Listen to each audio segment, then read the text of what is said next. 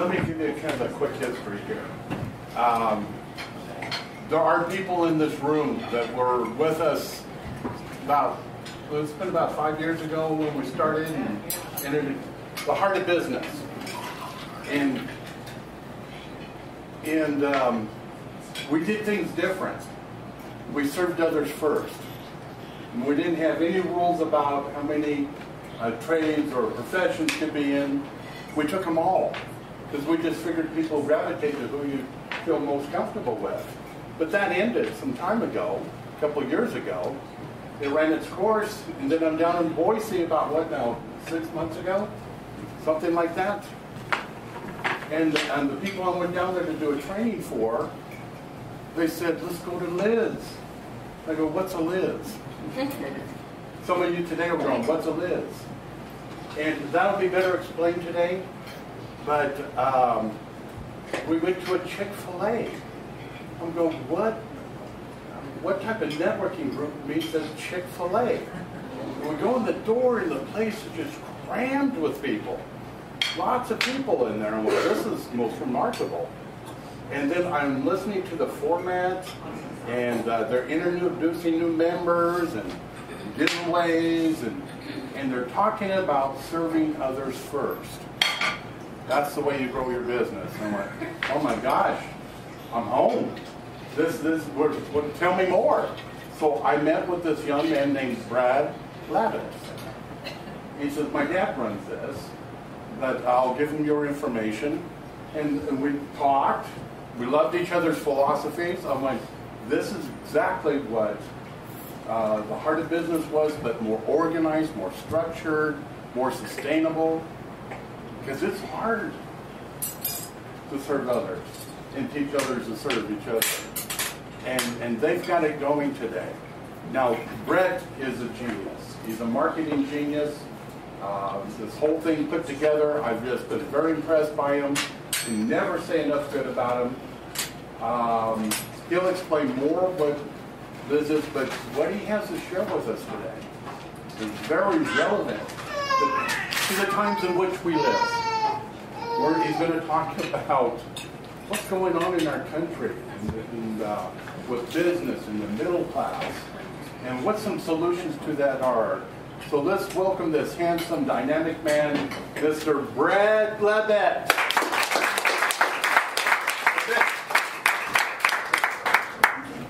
Appreciate it. Hi, everybody. Thank you so much for coming out. I love your city. And Marina, my host and tour guide last night, thank you so much. I love supporting businesses, so she took me to every possible place I could buy a beer. We supported a lot. Yeah, we did. The Iron Horse, the Moose, the Doghouse. If the Marina would have been open, we would have supported them. And of course, Greenbriar Inn. I got a chance to visit with Chris, and I think all of you probably know her, but this is a fabulous place. Started out the evening at that table right there, listening to a band, perfect weather. And have you had the ahi here before? If you haven't, you have to have it. And the lemon drop martinis, I hear, are pretty good too. So I'm excited to be here. I've got a lot of information to share. I've got to throw out a disclaimer here real quick.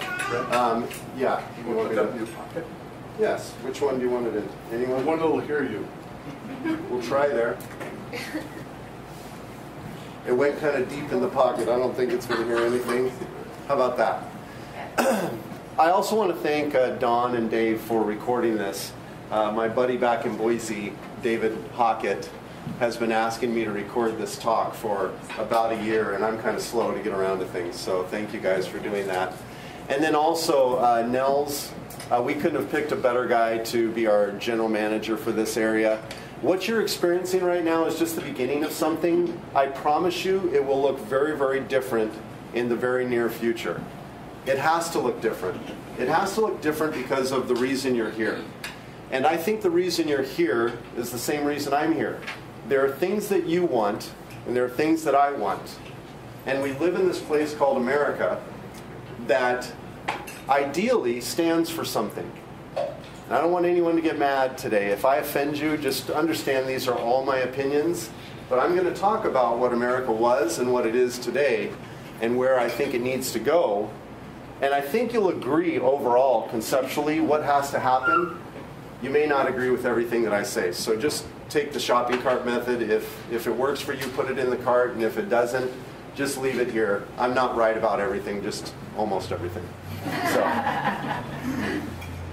So we have some things going on. Let's talk about what you want, what I want. Why are you really here? Why Liz? Why are you in business? Why are you in the career you're in? What is it that you're after? I think in general, what we have figured out, what we have boiled it down to, is that people want to progress. Call it happiness, call it joy. I interviewed hundreds of people. I went through this long process of introspection for myself to figure out what my real why is, right? You've heard that, kind of the rhetoric and the cliche. What's your why? What's your dream? We talk about that, but now after meeting with one-on-one over 1,000 businesses throughout the U.S., and many, many leaders, government, whoever, and I sit down and I ask someone, why do you do what you do? They go, well, I love to help people. Of course you do. Any good human being wants to help people. Well, I want to spoil my wife. If you have a wife, that would be a wise move. Of course you do if you're a guy. Well, I want to take care of my kids. I would hope that's what you'd want to do. Isn't that just kind of the basics right there? Those are standard. That's not good enough. That's not enough.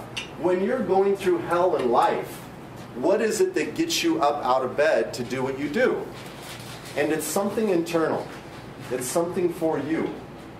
So I'm going to sound like I go against our own philosophy.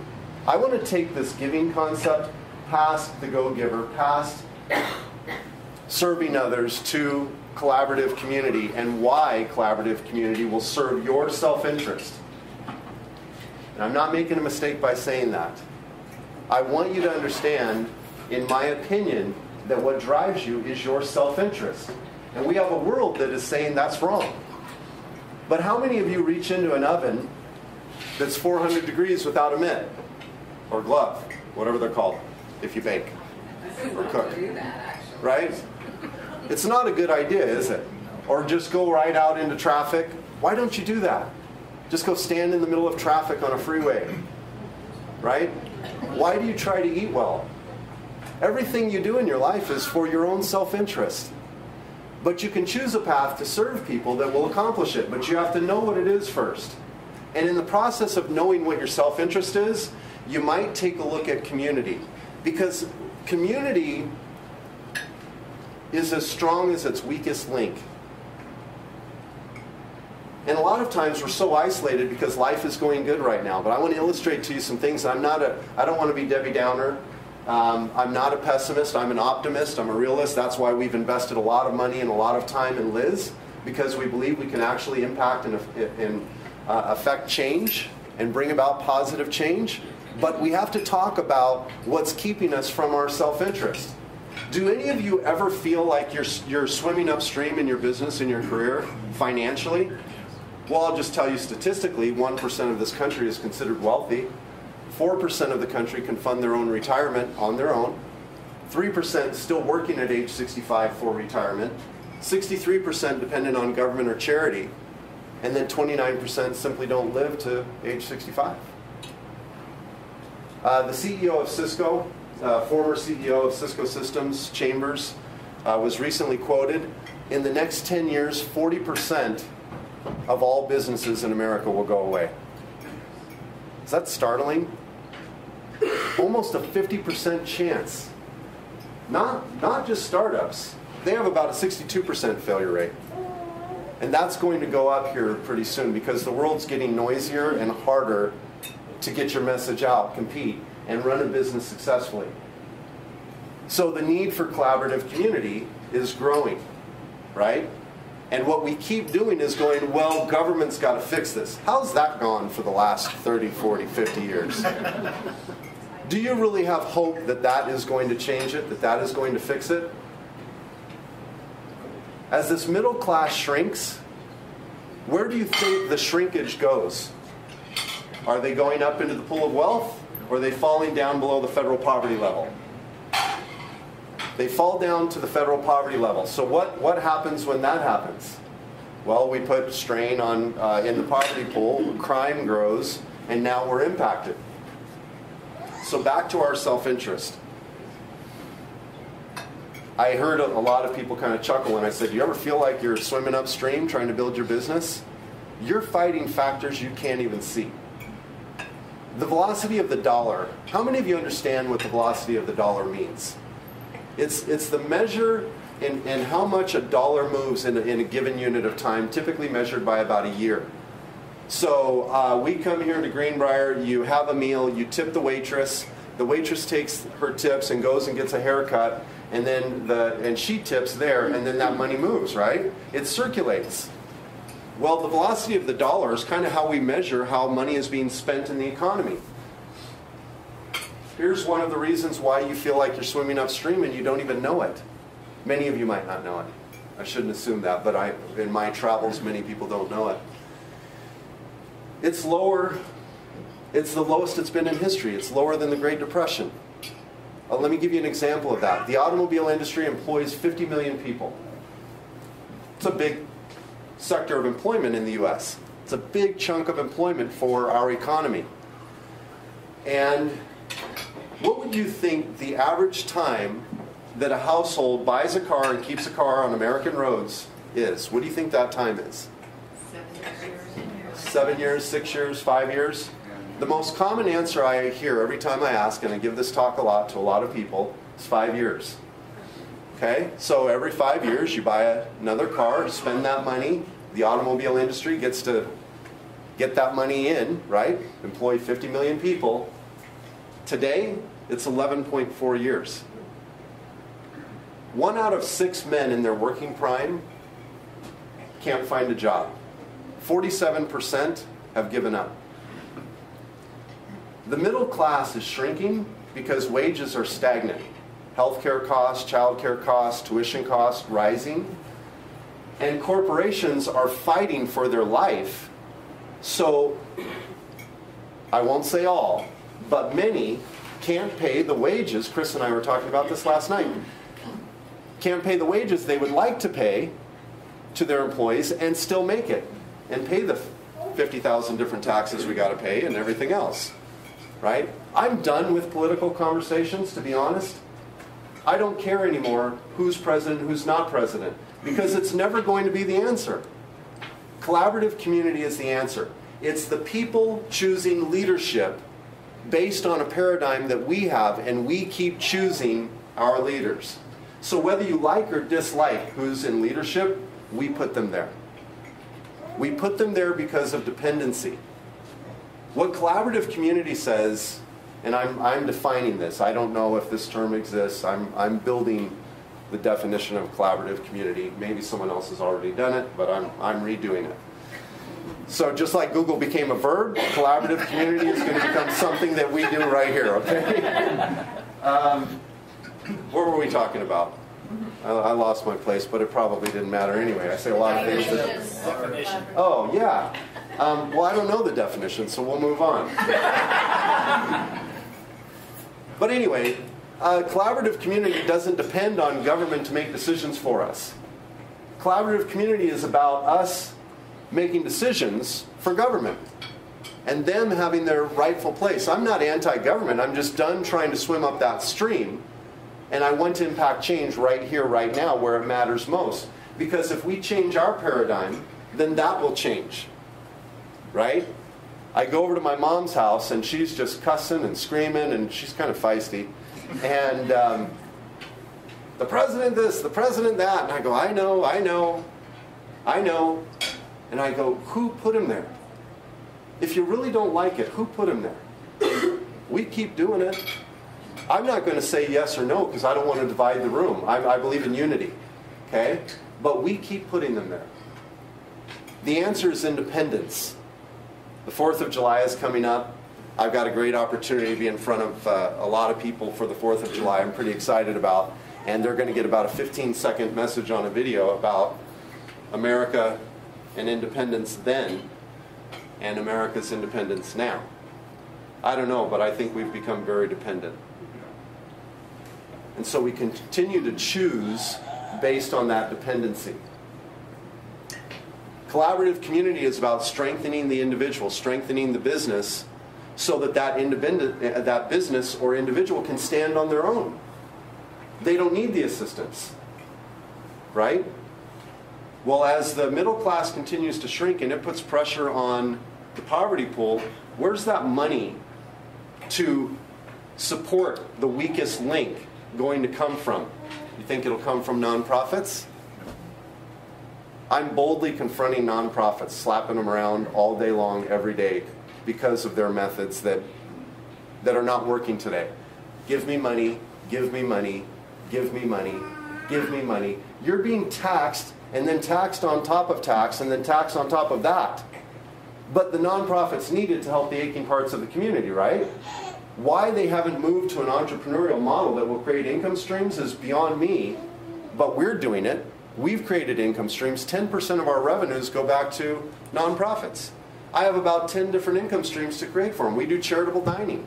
So we take a business owner like Greenbriar and say, let's do an evening over here and let's give 25% of proceeds back to a nonprofit, and let's put 100 people in the house to have dinner that wouldn't be here anyway. So it's found money. It doesn't come out of their normal budget. It's probably a wash at the end of the night because there aren't big margins in food. I think you'd probably agree, right? But we can put money back in the community. So every month over in Boise, we have charitable dining. When a nonprofit comes to me and asks for a check, I go have dinner at Mai Tai. Go have dinner at Kindness on this day or that day, and you'll get some of my money. Because I'm going to go there and have dinner and support that business, and that business is going to give you money, right? The nonprofit world isn't going to cut it. They're out of money. Grants and donations are drying up. The pool for funds, the demographic, the age group of people that make up the biggest pool of donations to nonprofits, they're passing away. And guess what? The younger generation hasn't filled the gap, statistically, factually. Now, I don't think it's because the younger generation, they're bad kids. I think because they're looking at us and going, prove to me you're right.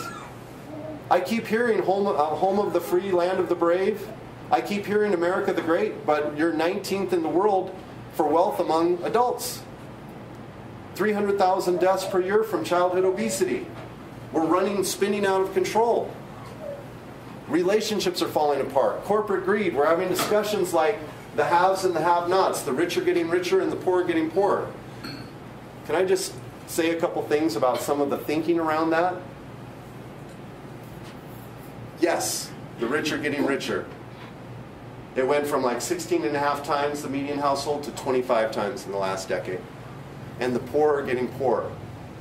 What's the difference between the two? It's a muscle. It's a skill. They flex it and they create wealth. Here's the thing. Here's what collaborative community is. It says that we're not anti-government. We're not anti-global. We're not anti-corporation. A lot of people go, you're the guy helping local home mom and pop businesses. Yeah, and Microsoft. Why? Okay, in the US, there are approximately 28 million companies. 23 million are non-employer. Over 80% of US companies have no employees. The corporations, the large corporations, employ the bulk of Americans. When I run around my hometown and people are going, oh, gosh, I'm so sick of the big corporate companies like Walmart, Best Buy, blah, blah, blah, blah, blah. I go, I bet you have a cousin. I bet you have an aunt. I bet your mom. I bet someone you know works at one of those companies and wouldn't have a job if they weren't here. Where do you think the money is getting pumped back into the economy? But here's the problem. Here's what I will agree with. The corporations have to be socially responsible. Do you think it's wrong that a CEO gets paid a lot of money to build a big, big corporation? A lot of people do. I personally don't. I'm not one of those CEOs, by the way, that gets paid a lot of money. But a lot of people think that's wrong. It is a lot of sacrifice and a lot of work to build a big company. You put your neck on the line. And guess what? It's not all fun. We were just talking, Arthur and I were just talking about when you're leading, if you're doing anything, you're heavily criticized. You know, you're going to go through a lot of heat. But what the problem is if the CEO is making all this money and the workers can't even buy a meal out, that's not socially responsible.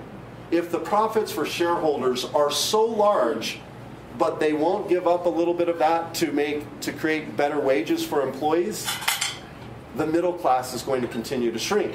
So corporate greed is a problem. Corporations are not. Right? Why does that matter to you? Here's one of the reasons you're swimming upstream. What do you need in order for your business to make money? You need someone to spend money. Well, people aren't getting paid enough. They can't keep up with the 4 I's: inflation, interest, income tax, and insurance.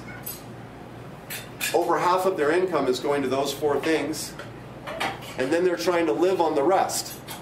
And so they're not spending money. How many of you know who Dave Ramsey is? I love him. I think he's brilliant. But I'm going to say something contradictory, which I tend to do a lot. So I'll just thank you in advance for the emails I get. I've gone through Financial Peace University. I believe in what Dave Ramsey is teaching. And here's what I think. It should have happened 60 years ago. Now, if it happens today, if we actually did it, the economy in America would completely stop. We can't not spend money. I was excited to go out last night, and you probably, experienced a little bit of this, but I actually like to spend the money. What do you need to make money in your business? You need someone to spend it. And so I want to spend some of my money. I want to be responsible too. But part of that responsibility is you can't stop spending. You may need a website so you can make more money. And you may be holding on to that money because you're trying to be fiscally responsible. How's that working out? I can tell you, after visiting with thousands of people, it's not working out so good.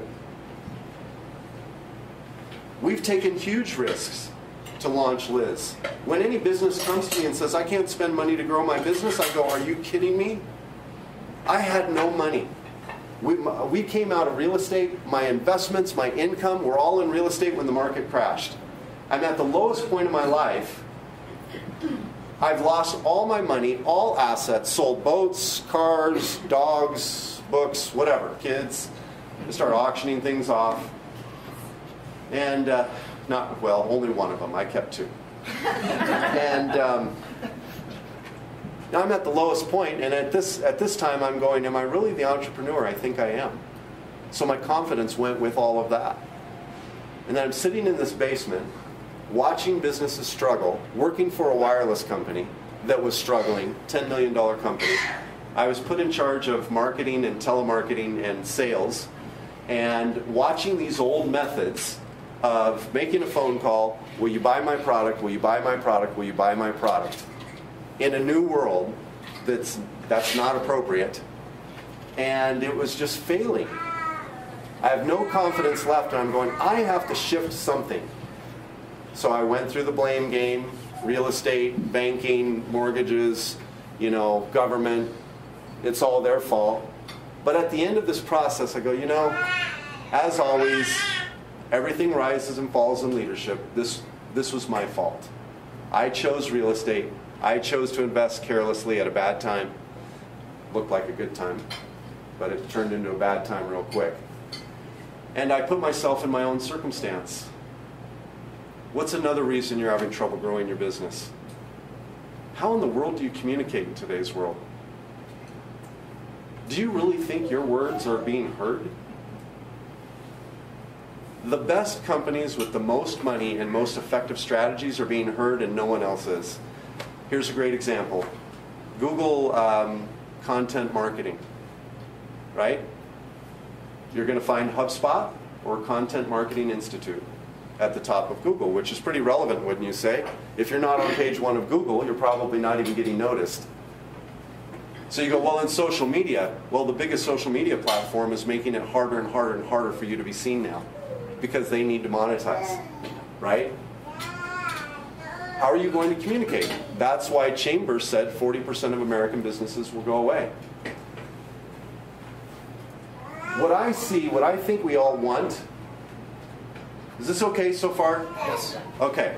What I think we all want is we all want to move through some progression that looks something like this. Survival, stability, the rewards of success, and significance. You get to define what it is. I wouldn't even dare to pick what that should look like for you. But I'll tell you this, the rewards of success I had to redefine.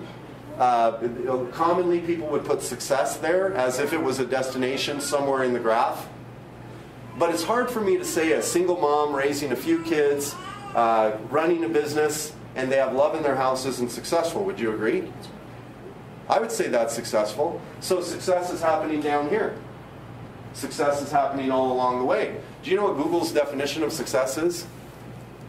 Popularity or profit? Do you want to know what's funny? I've talked to thousands of people and I take the microphone out into the crowd and I say, tell me what success looks like for you. And they describe utopia. It's this beautiful destination. It's wonderful. It's a great theory. Do you know what the antonym of success is? I'm just doing that so the screen won't change. I hardly ever even use these things, so you're going to have to bear with me. Do you know what the antonym is? Failure or a nobody. So if you're not popular or profitable, according to world definition, which in every single crowd, unanimously, 100% of the time, people describe utopia, then you are considered, by definition, a failure or a nobody. How do you sit with that? Not too well, right? Why does that matter? I'm not just talking to talk. We have a paradigm. There is America back here, and there's America today. And they're very, very different. The paradigm happened through the industrialization of America. Fast highways, big corporations. We went away from that neighborhood-type community feel to a concept called survival of the fittest. Now this is going to be a little bit hard maybe to say and communicate. I'm still trying to figure out how to communicate this, so it might be a little bit hard to understand too. Survival of the fittest is accurate, but it's a natural byproduct of something, of nature, business, whatever. Survival of the fittest is just something that is. It just happens. But it became a motto in America. Meaning in my four walls, I make my life and business work. I'll prove it to you. How many of you have experienced companies that have a receptionist and a telemarketing team? Right? Raise your hand if you've experienced a company that have both. Right? That's almost every corporation in America. The telemarketing team makes outbound calls. What do they want? Money. They want someone to answer and give them money, right? Money. What do they do when someone makes an inbound call? That's the money. They get rid of them. Is that not crazy?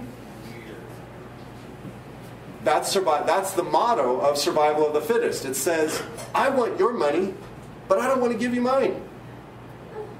I want business coming to me, I just don't want to give business back. Collaborative community is the opposite of that. How about this one? I always get in trouble with this one, so Chris, forgive me if it's on your door. Someone else probably put it there.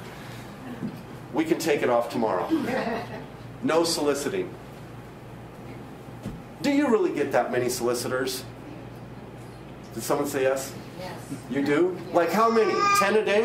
No, not 10 a day. 10 per week. 10 a month. Okay. What do you want to do in your business though? All day, every day, right? As much as we can. Okay, so this is like a megaphone that says, I want to sell my products and services, I just don't want you to. Leave me alone. Survival of the fittest. Survival of the fittest is a byproduct of nature. It's a cause and effect. It just happens. But how well would you do to be in the upper class? Excuse me. 2 seconds. How well would you do to be up here if the whole middle falls out? That's your customer. So survival of the fittest as a motto isn't going to work anymore. Collaborative community is the solution. If the middle class isn't doing well, the wealthy will go away. and then America turns into a third world country. That's what history shows us. That's the trajectory we're on. Let me just show you a couple stats. Click, click, click, click, click, click, click, click. Wait for it. All this stuff I said, way ahead of the presentation. Okay, here we go. See that little line? That's what we're after.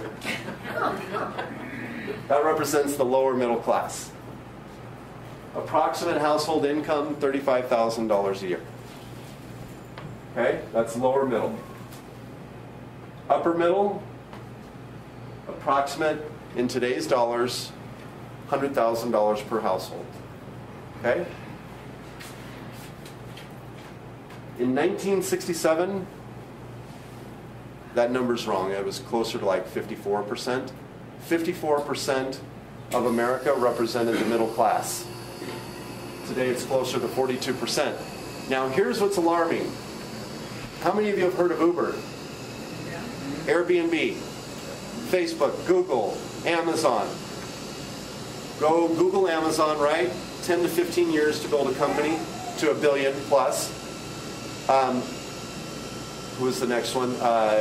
Uber, Airbnb, Facebook. Facebook, 8 years into the billions. You know, Uber, Airbnb, and the unicorn companies of today, 3 to 4 to 5 years. Business is happening at the speed of thought. Why? Because of technology. We live in a world of vast and fast communication today. So everything is faster. What does that mean? It means a business can grow and a business can fail faster than ever in history. It used to take 50 to 100 years to build $1 billion company. Most of the time. Some maybe a little bit quicker, some slower. Now we're doing it in 5. Okay? That decline took 50 years. Do you get where I'm headed? That decline can happen again in 5. And if it happens one more time in that percentage, we're in real trouble. So what you want and what I want is at stake. Why we've invested so much money and so much time in Liz is because we don't believe there's another solution. If there was a better solution, I would jump on it. I would abandon what I do because I want and you want. I'm not in love with my idea. I'm not in love with my concept. I'm in love with what it could do, the vehicle it is, what it could give us. And I'm going to make a selfish request. I need individuals to be on board with that. You need individuals to be on board with that. If this takes place, because of technology, if we drop the middle class further, that percentage, the wealthy will start to fall. The middle will slide into poverty. Government is already out of money. Nonprofits are already out of money. You tell me what the solution would be. How do you recover from that? So the velocity of the dollar is the challenge. And it's a complicated thing. It's not easy. When it goes up, so does inflation. And then inflation impacts us. Here's what I think the solution is. How many of you in here are solopreneurs? You have no employees. Please raise your hand. Okay? About half the room. 80% of U.S. businesses have no employees. That's 23 million companies. If Liz, if community, if we, as individuals, could help half of those companies get to stability and profitability and employ 5 people, just half, so 11.5 million companies in the U.S., that's 60 million jobs. And if they're profitable and pay great wages, that's a lot of money back into the economy. There's not a limited pie here. It's just dispersed awkwardly. Not to the fault of the rich. They have a muscle, they flex. The problem is in our paradigm to create wealth. We go around saying wealthy isn't a goal of mine. Well, let me put it in a different perspective. I like Robert Kiyosaki's definition of wealth. He says that if it costs you $4,000 to live, and you have $4,000 outside of your normal monthly budget put away, then you have 1 month of wealth. Is there anybody in the room that does not want to secure their retirement or the future for their kids? Then everyone in the room automatically admits that you want wealth. It doesn't mean a house on the hill, but it can. It doesn't mean an aircraft, but it can. I don't judge those things. I got to spend some time at a dealership in Boise. If any of you are connected to me on Facebook, did you guys see the acid green Porsche? Just a little side commercial here. Some of you are going to go, oh my gosh, that's disgusting right now. This car sold for $1,400,000. But for an important cause, it goes 0 to 60 in 2.2 seconds. However, the dealership made money because someone had it to spend, which employs a lot of people that go out and spend money in the economy and probably could afford to buy a car off the commission now. You can't fault that. If someone wants it, let them get it. They're not hurting you because they're getting it. But if they're not responsible with what they're making, they will hurt you. So this isn't about anti-corporations. It's not about a separation between the haves and have-nots. It's about collaborating together. Here's how I define collaborative community, where consumers, small, medium, large businesses, nonprofits, and corporation and government work together. It has to be that way. Not us against them, not small against large. In the English language, the study of English language, if you know who Frank Luntz is, he wrote a book on words that we use and popularity. He's the guy during the debate polls that developed and invented the dials, right? So he studies the English language. Corporation is a bad word in our language. Why? Why is that our thinking? Why is a corporation bad? Corporate greed is bad. Let's call the enemy what it is, corporate greed. That's a problem.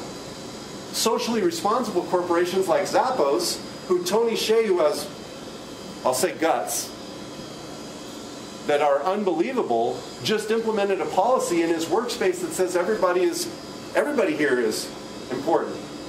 You think you got a title and that insulates you and makes you more important than the janitor. I'm sorry, but you're not. He lost 30% of his employees because they didn't like losing their title. That's social responsibility. Is it the right model? I don't know. We'll see. I love a guy with guts and grit. I love Tony Hsieh for the guts that he has. Richard Branson, Bill Gates, Warren Buffett giving 50% of their income back. We can criticize all day long. They had a muscle, they flexed it, they're socially responsible, and they're changing the world.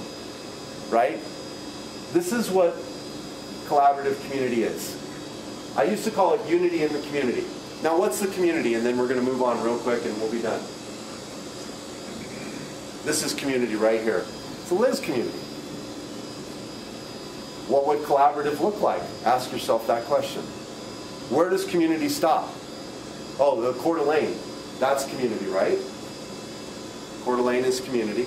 Or even your neighborhood in Coeur d'Alene. That could be called community. Well, does it stop? Don't you border Spokane and a couple other places? If all goes to hell in Spokane, will it impact you? Probably. Do people in Spokane spend money here? Do people in Coeur d'Alene spend money in Spokane? Oh, so that's community. Well, don't they border another city too? Of course they do. They all touch each other. In fact, isn't North Korea community? Because if things go south in North Korea, don't we have a real problem? I think we do. So what is community? This whole rock is community. But it starts here. Be the change you want to see. You want change we all want change from the outside in, but it's change from the inside out. We have a paradigm to shift and fix. There's a lot of inaccurate thinking. Now, what does Liz do? Why collaborative community? The collaborative community came about because as we were looking at what Liz really represented and what it did, it was more than just the go-giver. It was more than the giver's gain philosophy or serving others. It was more than the law of reciprocity or the law of the harvest or sowing and reaping. It was, okay, I'll give you an example. How many of you have heard or said people buy from who they like, know, and trust? Pretty accurate, right? Raise of hands real quick, just so I know. People buy from who they like, know, and trust. Okay. This isn't a trick question. Don't get mad. Is that totally true? Have you ever known a realtor that their family went off and used someone else? How many of you have bought something online? Are we really buying from people who we like, know, and trust? Hell no, we're not. Sometimes you do, but it's not enough. Do you have a system for me to buy from you? Is it easy? Do you have an online presence? Do you have a customer happiness plan? Do you know who Dutch Brothers is? Have you heard of Dutch Brothers? They have a customer happiness plan, and you experience it every time you go through the line. There's more than just like, know, and trust. Did I have a good experience? Just because I like, know, and trust you doesn't mean I'm going to buy. It would be a shame if you thought that the whole purpose of what you were doing here was to build relationships. Thank you, Arthur. And because people liked you and knew you and trusted you, that they would buy from you. Here's another one that's inaccurate. I'm giving you guys a lot of stuff. I hope this helps a little bit. If you create enough value, price doesn't matter. Have you ever heard that? Yeah. Okay. Well, let's take a look at that. How many of you have been through Dave Ramsey's courses or have a budget, conservative in your spending, but you know if you're going to buy something, you're on a budget and you'll pay X amount for it, right? So if we're truly being fiscally responsible, and let's say I have a $10,000 car budget. BMW is a client of mine over in Boise, and I get to drive some cool cars every once in a while, and they'll call me when they have one to buy, and it's kind of fun. And I'm trying to get the $1 million Porsche from the other dealer, but they're not having it. They have a blue line around it, and you can't even touch it. And but I'm working it. So my buddy Raphael calls me up, and he's got a 5 Series, like a year old, that hits the lot, and I have a car budget of $10,000, and he says, Brett, you're not going to believe this. $42,000 car right now, sitting here on the lot, and it's got this, that, and everything, right? It will massage you, and BMWs do. I don't know if you know that. If you get a good BMW, it will actually give you a massage while you're driving to keep you awake and make it, you know how your back hurt when you drive too long? Yeah, I'm driving an older one, and so I'm like, where's the massage feature? It's a long trip. And so he builds the value, right? $42,000, we'll give it to you for $20K. I have a $10,000 car budget. Does price matter? Of course it matters. How could I be fiscally responsible and still buy into that concept that if you build enough value, price doesn't matter? When you're out trying to talk to your clients, you might have that playing in your program. Build the value, build the value. You may be talking to someone, I don't care how bad they say they want to be in the NBA. If they're a 4'5" female, they're probably not going. And you're spending this one resource you have that you can never get back, your time. People don't just buy from who they like, know, and trust, and they won't just buy because you create enough value. You have to have a system. You have to have real value. It's got to fit in the budget of the demographic you're talking to. You got to know who that is. So collaborative community isn't just coming here for a luncheon or a breakfast or hanging out on social media. It is being very thoughtful about all of your systems for you to be open for business, to build a large network of people that will buy from you and a large network of people that you will buy from. Drives me nuts in Boise. We have a lot of people in social media and a lot going on. We've moved hundreds and hundreds and hundreds of thousands of dollars. I bet it's over millions now. And I'll see in the program we created, in the environment we created, in the collaborative community that we created, someone refer people that are outside of the network. We'll go, but don't we want to help everybody in the community? Didn't you just say North Korea was in the community? Yeah, I did. And they could join Liz for free too. Right? If you don't create it inside the network, you deal with a different network that has different rules. It has a different velocity of the dollar. Is it possible we could make money move in this room faster? I think so. I think this talk alone will make you conscious and think about moving money faster. And if you keep talking about it, if you keep fostering it, and instead of just getting to know people and liking them and hanging out with them, you go, how can I use them? And if I can't, who do I know that can? And then when you see them stumbling because they're going out and they're hiring salespeople, or they're not treating their employees right, or they're doing something that is going to hinder their business, you step in and go, look, we have a mastermind group, which I'll talk to you about in a second. We have a mastermind group where we collaborate on best practices to solve issues and deal with concepts that are going on in our businesses and life. Now, our mastermind groups in Boise are powerful, and people walk away with new information to make new decisions. What does it take to move past where you're at? Different thinking than what you currently have. Where do you get it? If you don't collaborate, if you don't get into the real issues. People cry in my masterminds. The joke in my office over the last 4 years, my assistant got me tissue. And she would buy me tissue all the time, because if Brett's going to meet with someone, someone's probably going to cry. Because I'd look at them and get out of them, what are you stuck? We already know 85% of you are stuck. We know 93% of you won't market your company effectively, and 95% of you will never hit your goals. We already know this. It's time to stop playing with it. America's going to die in the process. How do you get unstuck? I'm an independent guy, very strong-willed. You can probably tell. Do you know what it's like to submit myself to multiple men and women to give me input? It's like nails on a chalkboard. But I can't get past what my current thinking has brought me to. When something's going wrong in Liz, it's my fault. And if it's my fault, it requires new thinking. That's collaborative community. Is this making sense?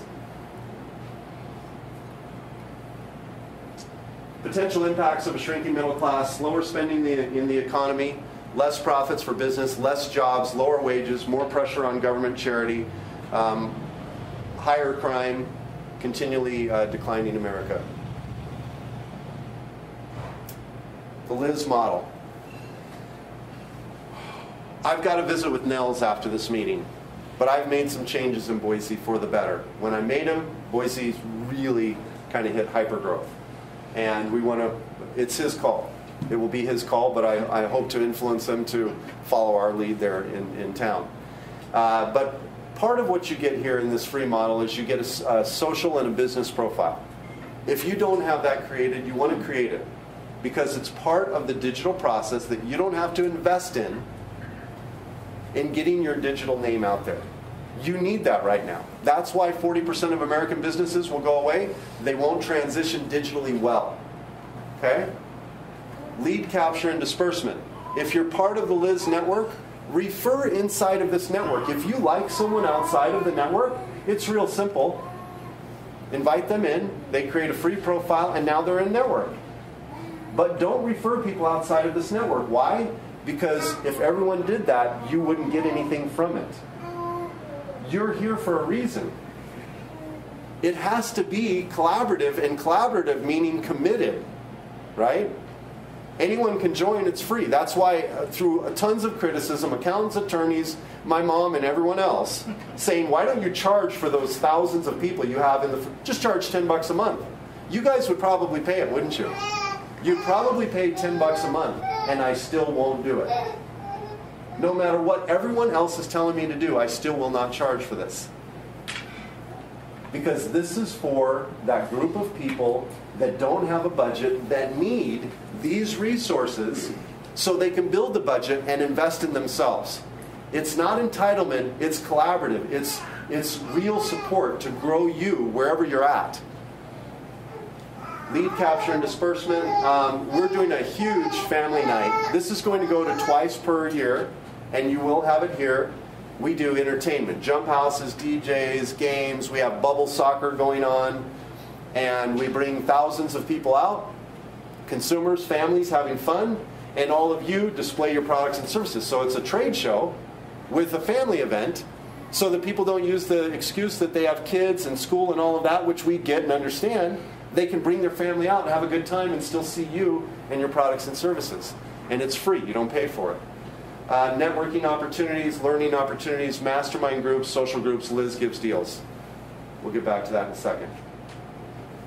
If you don't have a profile, you can create it at localimpactzone.com. It's real easy, but you'll want to do that. Don't let weeks go by. How many weeks can go by before you take action and focus on something? Have you ever just wondered why life keeps repeating itself? Could it be a lack of focus and a lack of initiative to do the things today instead of putting them off? This might be one of those things. It might not. Okay, Liz is funded. A lot of people don't understand why we do what we do for free and how it's funded. There are many different ways that we fund this. We have different packages and they include different things. But the base of a Liz Gives partnership, and Chris and Greenbriar Inn are Liz Gives partners. Okay, so if you wouldn't mind, would you just please give them a hand for what they do?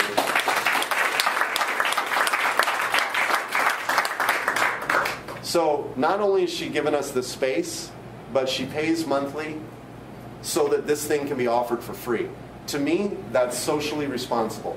That's what we're talking about when we talk about a corporation or a business being socially responsible. It's paying it forward. You pay it back by coming and eating here, by spending time here, by grabbing a drink out on the patio and listening to the band. You may have a favorite place, but it doesn't mean they're supporting you. Get them inside the network and then support them all you want. I'm not saying don't go to other places. I'm just saying go here more. Okay, it gets you all those things. I'm not going to go through it. You're going to get a sheet that Nels is going to pass out. Right now? Yeah, and it has what's free. It has the $49 a month Liz Gives partnership. I'm not here to sell you on that.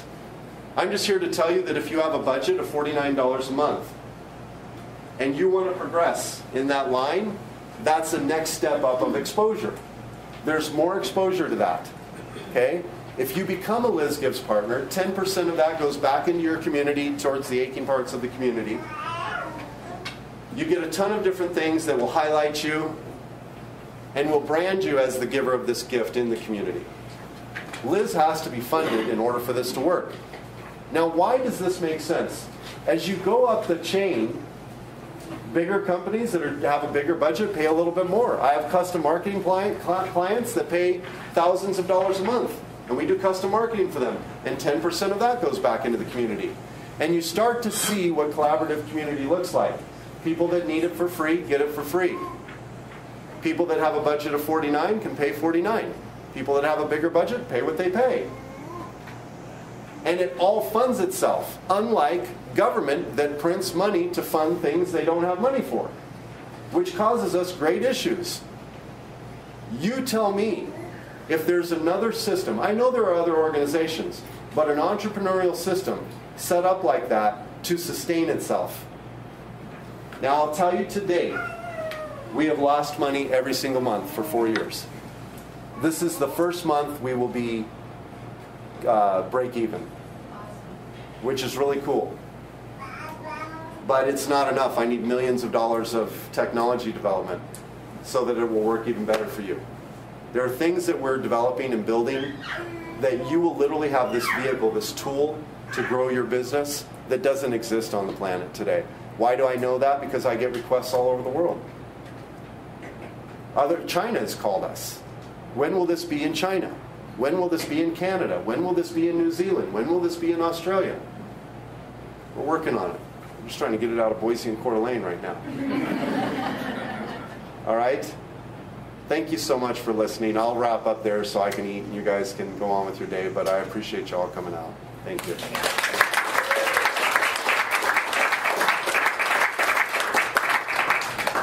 Well, I don't know about utopia, but Liz in full swing is pretty close to it, wouldn't it be? Isn't it the way you imagine business should be done? In the olden days, and I'm glad that he made the comparison, because that was the old America. You shopped in your neighborhood. You knew all the businesses there. You knew all your neighbors. And they could all live comfortably but it's changed. I thought what he shared was rather remarkable. Absolutely remarkable. Oh, do you mind reaching in your pocket And shutting that off? Yes. I forgot, buddy. You would have got some great conversation. I talked to myself on the drive home, so.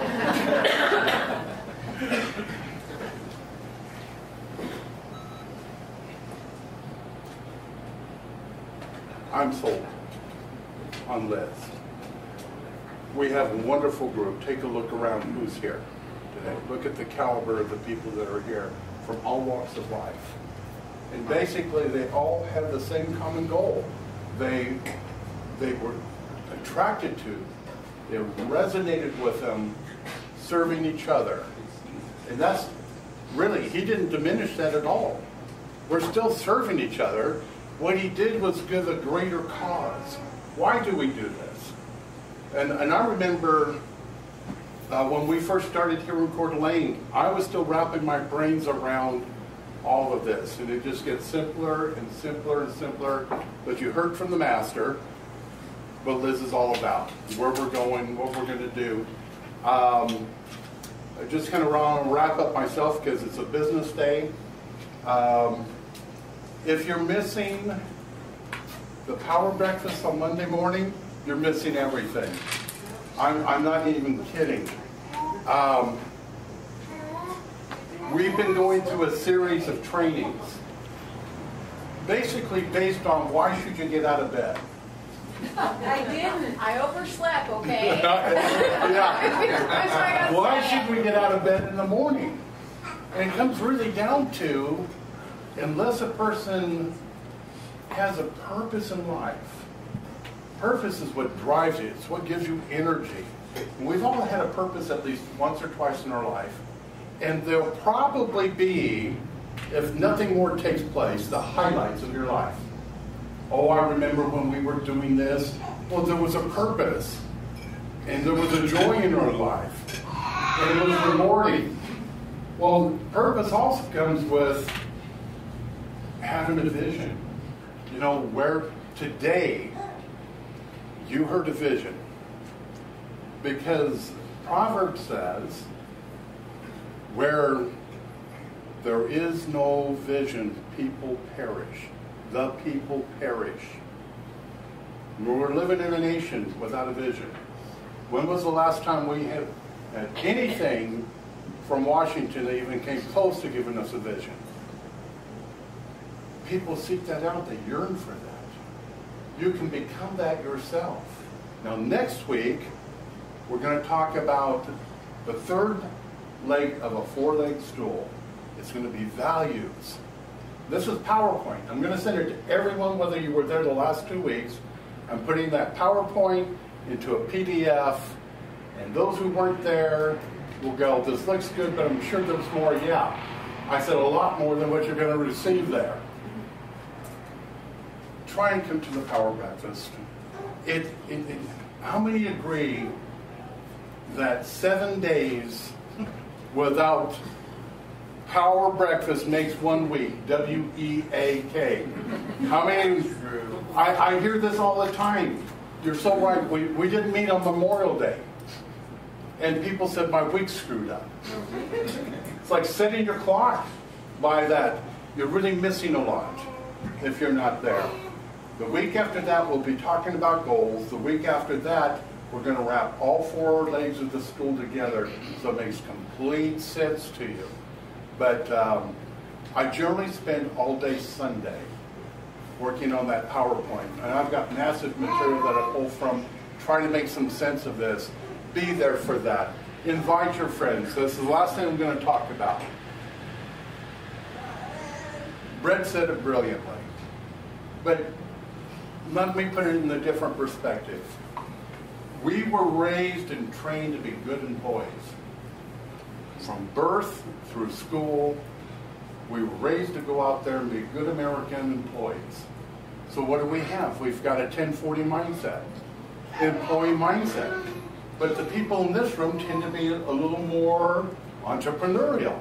I shared the other day, on Monday, I asked my daughter, what do you want to be? This is my 23-year-old. She's really struggling, trying to figure a career. She says, I want to be an entrepreneur. Oh, bless you. That's good enough for me right there.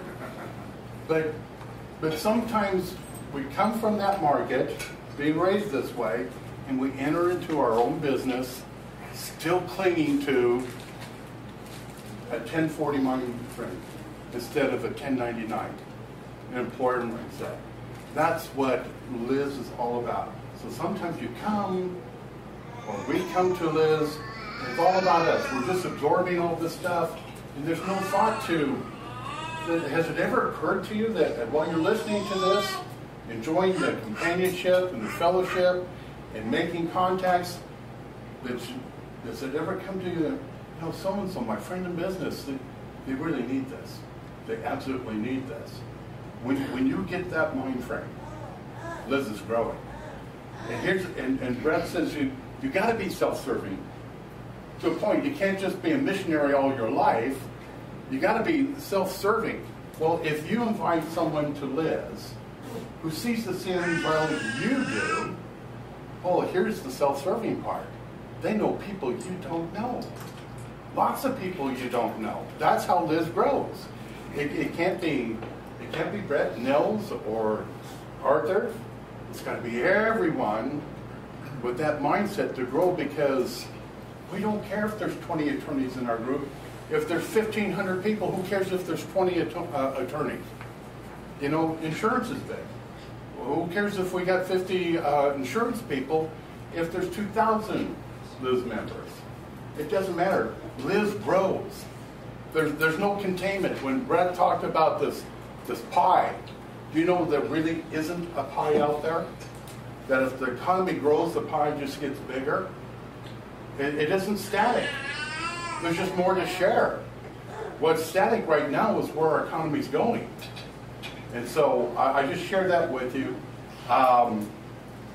We'll see you Monday. Our next one is third Wednesday. I don't quite have the right word. Arthur's got someone in mind. I got to meet with them. I understand it's very powerful, but I can tell you, third Wednesday of August, our friend Linda Davis and her husband will be back. They'll be back with that. So why don't you give yourself a big hand for being here. And again, Brett, we'll give a hand for Brett. And Chris, would you stand? You just don't get enough credit for what you do.